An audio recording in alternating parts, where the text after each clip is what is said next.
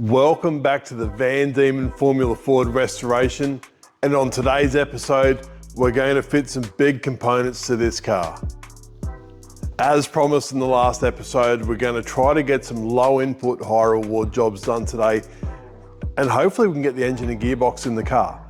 Before we can fit this engine, which has been freshly rebuilt in a previous episode, it's got a whole lot of new stuff in it. If you haven't watched it, maybe check it out, you might learn something.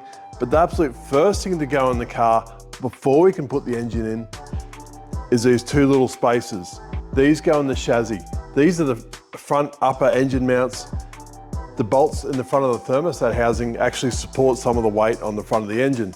It's also got an engine mount off the sides of the timing covers to support the weight of the front of the engine. So first up, we need to get these in the chassis. Just to explain where some of the stuff goes. This bit here is the driver's headrest. The driver sits in this side on these front tubes. These spaces for the front of the cylinder head go in here, so almost across the shoulders of the driver. They go in from the engine side, that's why we have to put them in first. Everything's got to go somewhere. It's very tight packaging wise, but the bolts go through from the driver's side, and then the mounts on the front of the timing cover or on the sides of the timing cover go out here. So that supports the weight of the front of the engine.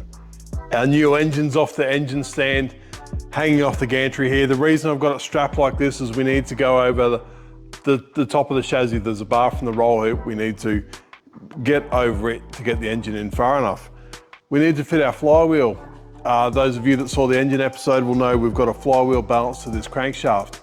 What we've also done is put timing marks on it. If you watch that episode, you'll know there's a pointer on the side of the stump that's for setting the ignition timing with your timing light. You can't get to the front pulley, there's basically nothing there, so everything's done off the flywheel. So we've marked the flywheel with the timing marks we need. We can now fit that and then the clutch assembly.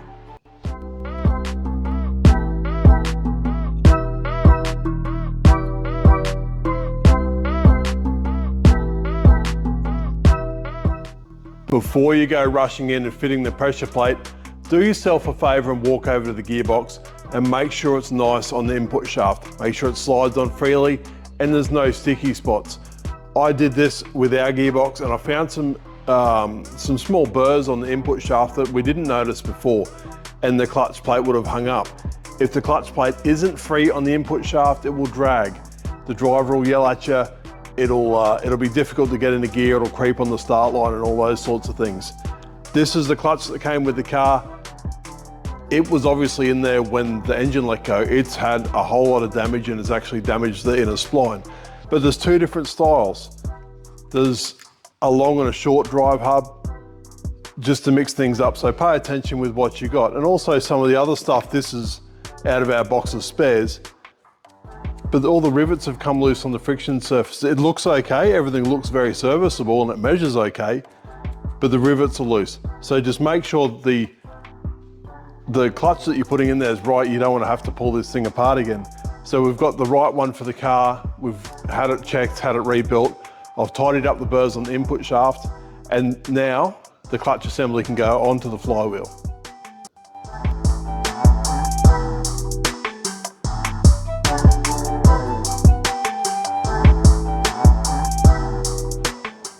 Also, before fitting the clutch, it's a great opportunity to lubricate the spigot bearing. Obviously, KCK zero melt grease is the only thing to use. I also put a little bit of this on the spline of the input shaft to stop any corrosion, to stop that clutch plate sticking to the input shaft. Spigot bearings greased. We didn't have any dowels for the clutch plate, so we had to make some. No big deal. But once that's done, we can push this thing into the chassis and hopefully the bolts will line up.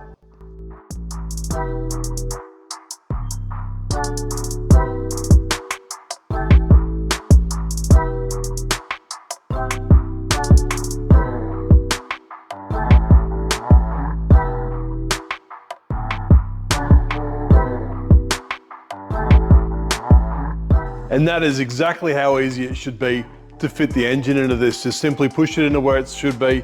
I've got two bolts in the front to locate it, and now we can just push the gearbox up against the back and it should locate absolutely everything, pick the back of the engine up to where it should be, then we can fit off the front mounts.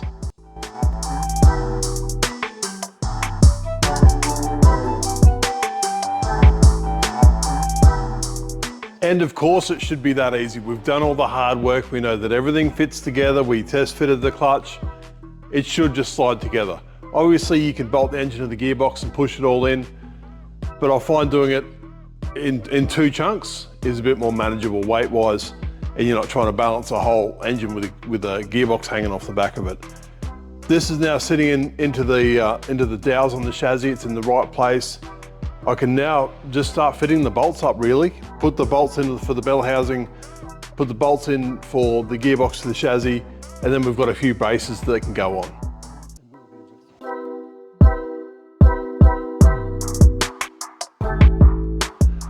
All the bolts are in for the bell housing into the chassis, and all the bolts are in engine into the bell housing. So that's all tidied up.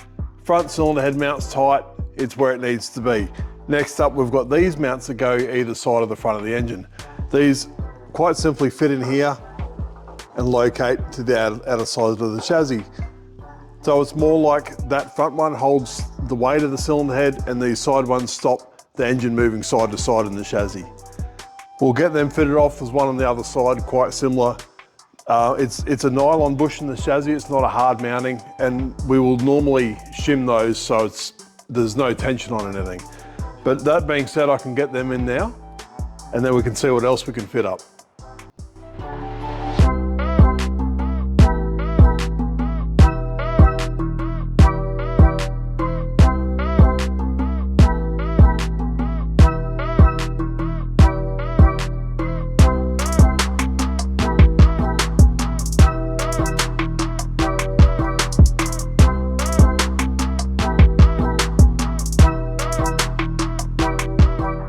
There's actually nothing else that goes on this side of the car. It's pretty free space-wise. We've got on the front mount, there's a rear mount that goes on, but I think before we put that on, and in the spirit of low input, high rewards, I think there's three shiny things that we can put on.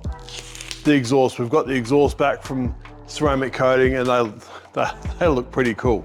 But it's easiest now to put them in without that brace in. We can just get them straight in there, get them where they need to be. And then it's really that side of the engine finished. Everything else sort of happens on the other side with the oil lines and everything else. So I'm going to bolt these shiny bits on.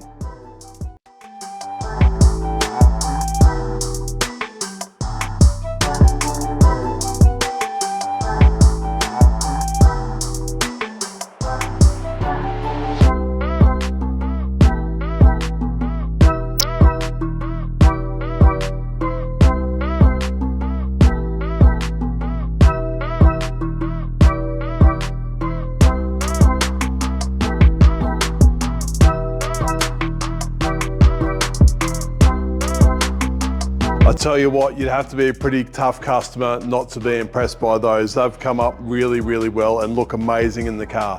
They've been coated inside and out and polished as well. Yes, I use an exhaust gasket because I absolutely hate exhaust leaks, but not only that, an exhaust leak on a setup like this will really hurt performance. Now that we've got the pipes in and looking amazing, we can fit this rear triangle, which ties the top hoop to the top of the gearbox. It really ties the back of the car together. Obviously, with this being removable, it makes it a whole lot easier to fit the engine. We've had this powder coated as long as the engine, as well as the engine mounts, everything got powder coated together because it was a whole lot easier.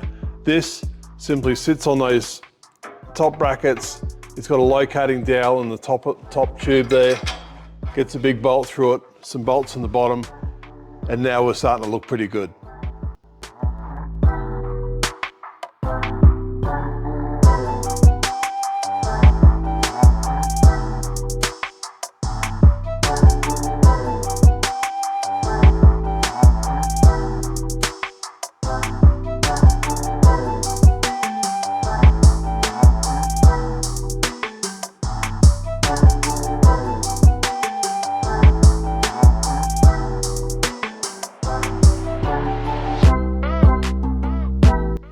Of course, it's really rewarding to be able to fit just a couple of components and have the car look completely different.